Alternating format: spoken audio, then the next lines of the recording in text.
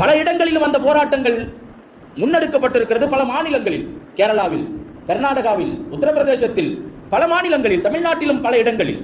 ஆனால் இந்த உரிமைக்கான போராட்டத்தை விட கூடுதலாக, இந்த உரிமைக்கான போராட்டத்தை விட கூடுதலாக நடந்த போராட்டம், மிகப்பெரிய போராட்டம் என்னவென்றால், சினிமா கூடாரத்திற்கு உள்ளே நுழைவதற்காக வேண்டி அதற்கான கடவுச்சீட்டை, அதற்கான டிக்கெட்டை பெறுவதற்காக வேண்டி நடந்த போராட்டம் இருக்கிறதே, தமிழ்நாட்டை தலை தூக்கி நிறுத்தி இருக்கிறது. தமிழ்நாட்டை தலை நிமிரச் செய்திருக்கிறது. பல பேர் அந்த சினிமா கொட்டகைக்குள்ளாக அமர்ந்து அழுகிறார்கள், தேம்பி தேம்பி அழுகிறார்கள். காணொளிகளை பார்த்தோம். அவ்வளவு பெருமை, அவ்வளவு சந்தோஷம் நமக்கு. எதற்காக வேண்டி அழுகிறார்கள்?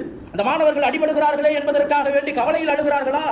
இந்த மாணவர்கள் நாட்டின் முதுகெலும்புகள் அங்கே அமர்ந்து கொண்டு ராப்பகலாக கஷ்டப்படுகிறார்களே என்று வேதனையில் அழுகிறார்களா என்று பார்த்தால், தனக்கு பிடித்தமான ஒரு நடிகன், தனக்கு பிடித்தமான ஒரு நடிகன் அடுத்து திரைப்படத்திலே நடிக்க தயாராக இல்லை, இனிமேல் அவன் திரைப்படத்திலே நடிக்க மாட்டான் என்ற கவலையில், வேதனையிலே அழுகிறார்கள். அழுபவர்கள் சாதாரண மக்கள் அல்ல, அழுபவர்கள் அன்னாடங்காட்சிகள் அல்ல, அழுபவர்கள் ஒன்றுமில்லாதவர்கள் அல்ல. இந்த நாட்டினுடைய மிக உயர்ந்த பொறுப்பில், உயர்ந்த பதவியிலே இருந்து கொண்டிருப்பவர்கள் தேம்பி தேம்பி அழுகிறார்கள், இனிமேல் இப்படி ஒரு காட்சியை பார்க்க முடியாதே என்று.